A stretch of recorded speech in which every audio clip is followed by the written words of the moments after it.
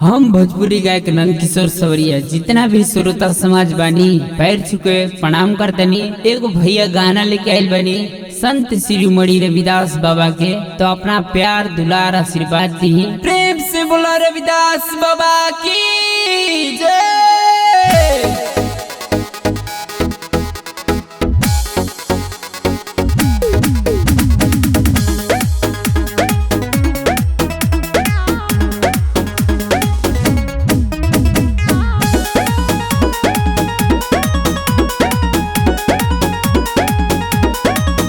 रविदास जी संत महान रहले, इनके जानत दुनिया जहान रहले।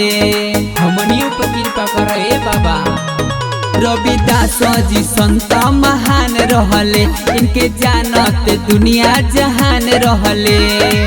माघ पूर्णिमा के होखेला पूजनावा, माघ पूर्णिमा के होखेला पूजनावा।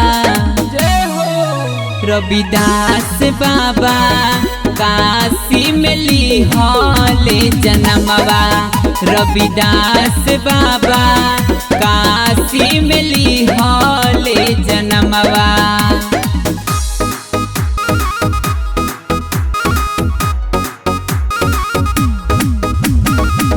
माँ दुर्गा रिकॉर्डिंग स्टूडियो विक्रमगंज। भगती अपार कोइले गंगा महारानी के, कंगन देखवले कठौती के पानी में। हमरो दिन पलटिए बाबा। भगती अपार कोइले गंगा महारानी के, कंगन देखवले कठौती के पानी में। दिल में नहीं साइन करे साफे रहे बनावा।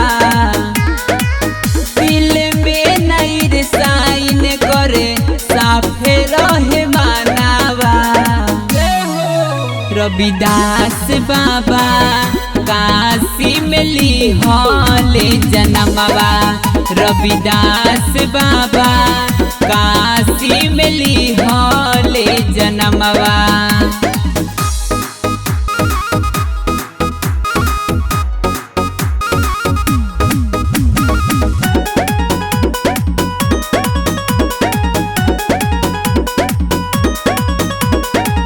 संत शिरोमणि के मिलल उपाधि, उच्च नीच के भेद से दिलवले आजादी।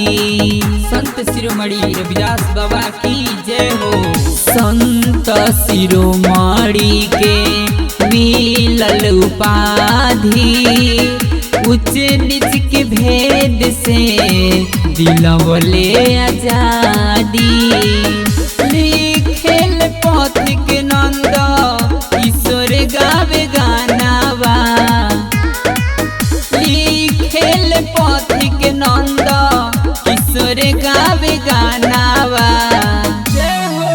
रविदास बाबा काशी में लिहले जनमवा। रविदास बाबा काशी में लिहले जनमवा।